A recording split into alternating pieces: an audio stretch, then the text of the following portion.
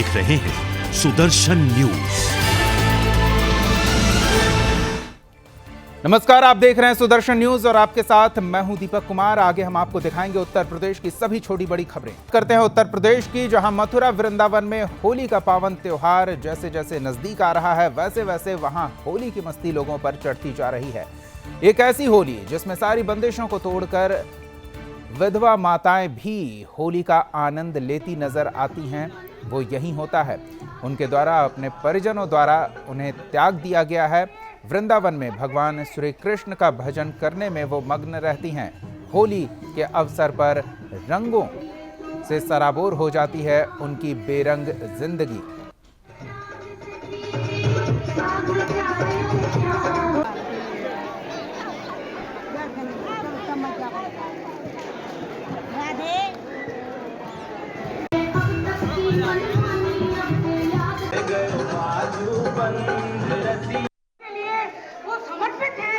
ये बहुत बड़ी, आपने बहुत अच्छी तरीके से शुरुआत की है।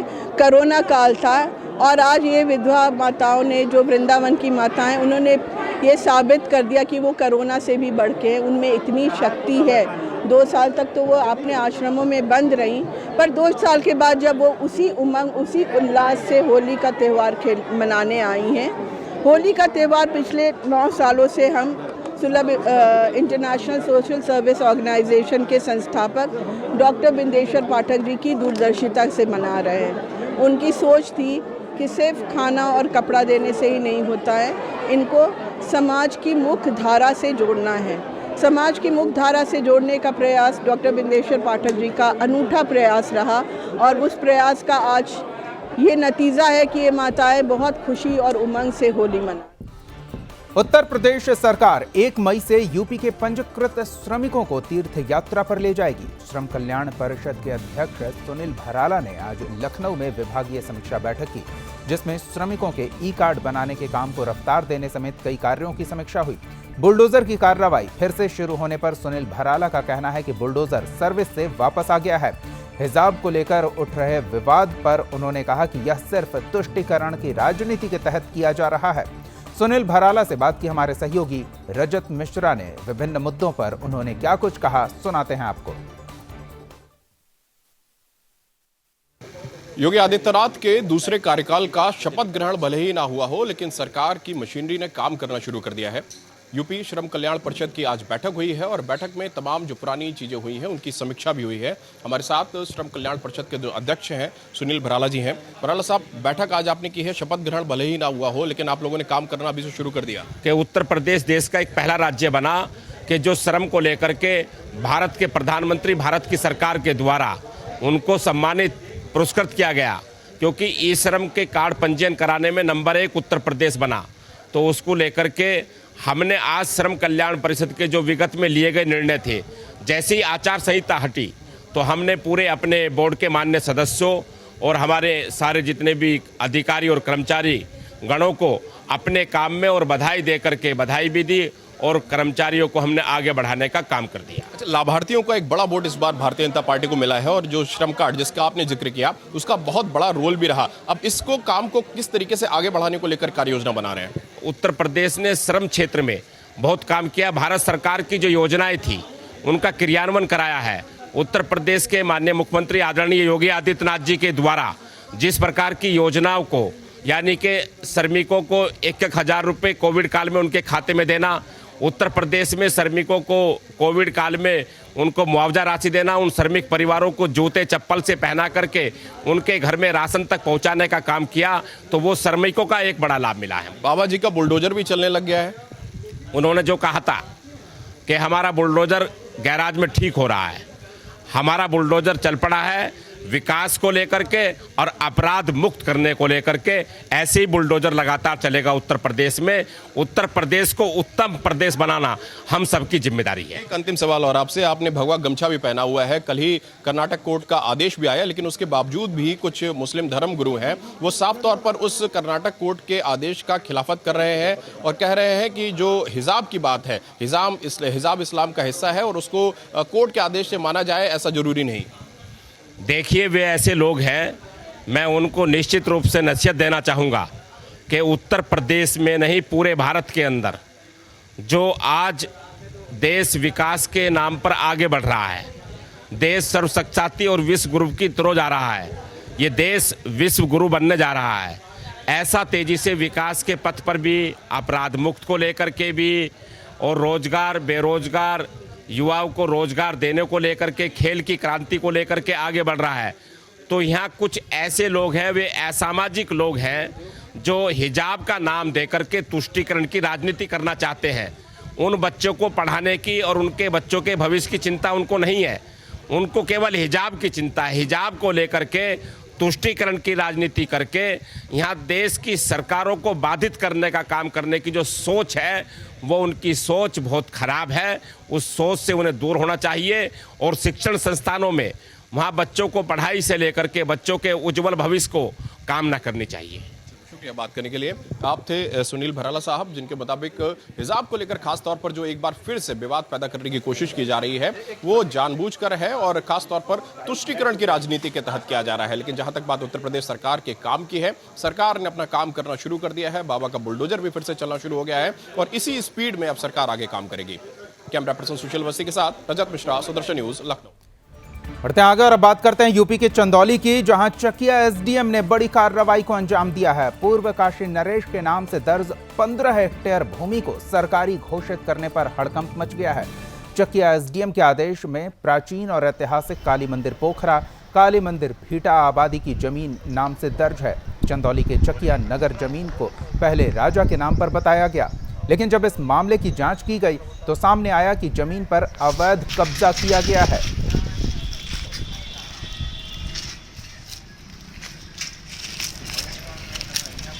जानकारी के साथ हमारे सहयोगी प्रशांत जुड़ रहे हैं, उनसे जानते हैं अवैध कब्जा या फिर पट्टे की जमीन क्या है ये पूरा मामला। जी प्रशांत। जी दीपक, मैं बताना चाहता हूँ चंदौली जनपद के चकिया ज्वाइंट मजिस्ट्रेट प्रेम प्रकाश मीणा के कोर्ट के फैसले ने भूचाल ला दिया है। लगभग 400 करोड़ की संपत्ति पर पूर्व काशी नरेश की जगह राज्य सरकार का नाम हो गया है। अब पूरी कॉलोनी अवैध हो जाएगी। काली माता मंदिर और तालाब का प्रबंधन सरकार अपने हाथ में ले लेगी।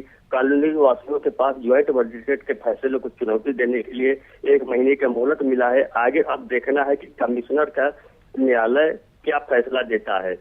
तो जिन पर कब्जे में अब तक जमीन थी उनका क्या कहना है, कोई प्रतिक्रिया मिल पाई है? जी बिल्कुल दीपक, मैं बताना चाहता हूँ ज्वाइंट मजिस्ट्रेट ने सुदर्शन न्यूज को बताया कि पूर्व काशी नरेश और उनके पुत्र के नाम जमीन अवैधानिक रूप से पत्रावली में दर्ज की गई थी। 5 मार्च को इसकी सुनवाई के बाद उन्होंने उक्त भूमि राज्य सरकार के नाम दर्ज करने का आदेश दिया है था। जमीन सरकार के नाम कर दिया गया है। चंदौली जनपद के चकिया में लगभग 58 बीघा जमीन पूर्व काशी नरेश स्वर्गीय विभूति नारायण सिंह पुत्र अनंत नारायण सिंह के साथ अन्य लोगों के नाम से अंकित था। इसमें मुख्य रूप से काली माता मंदिर परिसर, तालाब, कालिका धाम कॉलोनी, ठाकुरवाड़ा, बापू बाल विद्या मंदिर, जूनियर हाई स्कूल, पुरानी सब्जी मंडी, बिल्कुल है। धन्यवाद प्रशांत, स्थिति पर नजर बनाए रखें, आगे भी आपसे अपडेट लेते रहेंगे। बढ़ते हैं आगे और अब बात करते हैं उत्तर प्रदेश के सीतापुर की, जहां जिहादी कट्टरपंथियों ने हिंदू युवक को सिर्फ इसलिए पीट कर अधमरा कर दिया क्योंकि वो जय श्री राम का नारा लगा रहा था। अनिल की गलती सिर्फ इतनी निकली कि वो जय श्री राम का नारा लगा रहा था और इसी पर सैफ, जिशान, फैजी, साजू और उसके साथियों ने उसे बुरी तरह से पीटा। अनिल मार खाते हुए भी जय श्री राम का नारा लगाता रहा और कट्टरपंथी भगवान राम को गाली देते हुए उसे पीटते रहे। मामला संज्ञान में आने के बाद पुलिस ने 4 के खिलाफ मामला दर्ज किया है, पर अंतिम जानकारी मिलने तक किसी की गिरफ्तारी नहीं हुई है।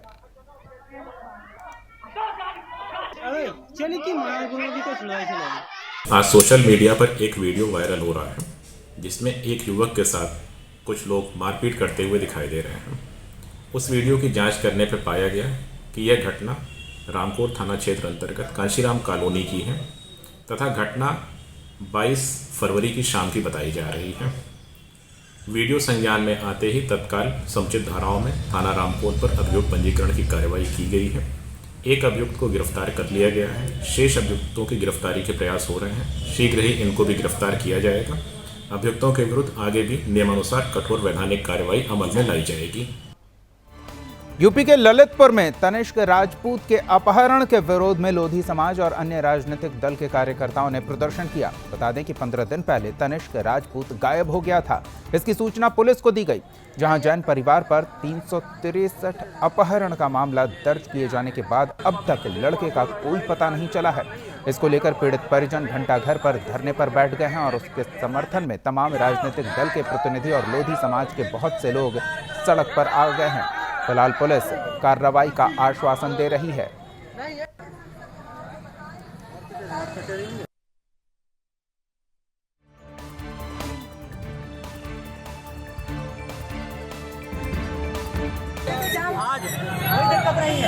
आज तनिष्क की बहाली के चक्कर में उनके पिताजी और माताजी द्वारा आमरण किए जाने के लिए जनपद ललितपुर का समस्त लोधी समाज उनके साथ है। भाई साहब, तालापुरा निवासी श्री अजय जैन के पुत्र तनिष्क अजय राजपूत के पुत्र तनिष्क राजपूत की 2 तारीख को यूपी के बरेली में तहसील मीरगंज में भ्रष्टाचार का आरोप लगाते हुए वकील और तहसील प्रशासन आमने सामने आ गए, जिसको लेकर जमकर हंगामा हुआ और मुर्दाबाद के नारे लगे।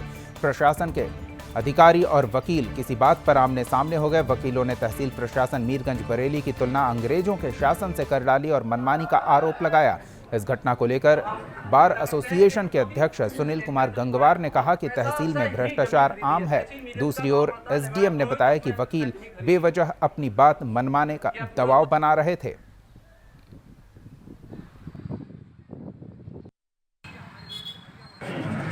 हमारे यहाँ आज़ादी के बाद से आज तक जितने तहसीलदार आए हैं, जब तहसील बनी है तब से आज तक इतना भ्रष्ट तहसीलदार कोई नहीं आया।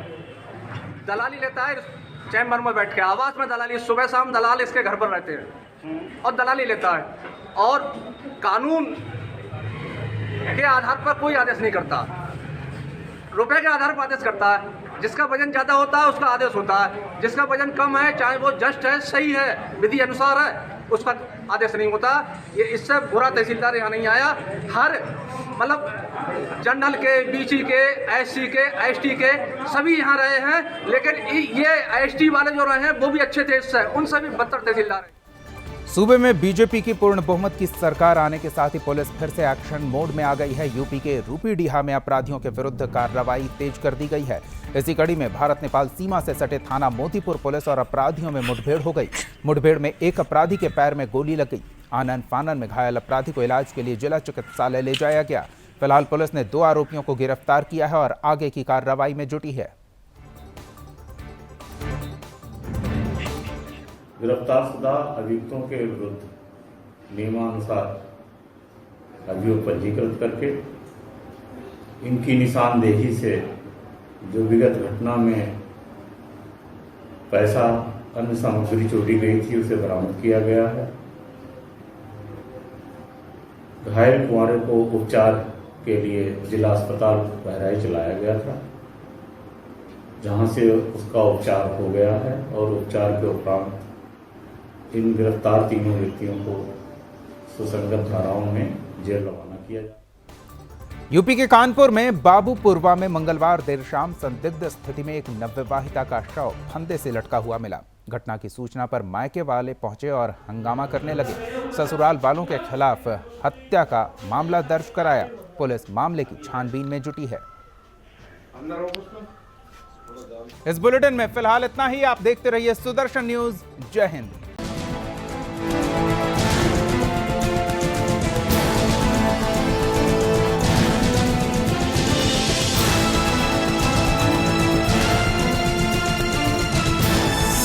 आप देख रहे हैं सुदर्शन न्यूज।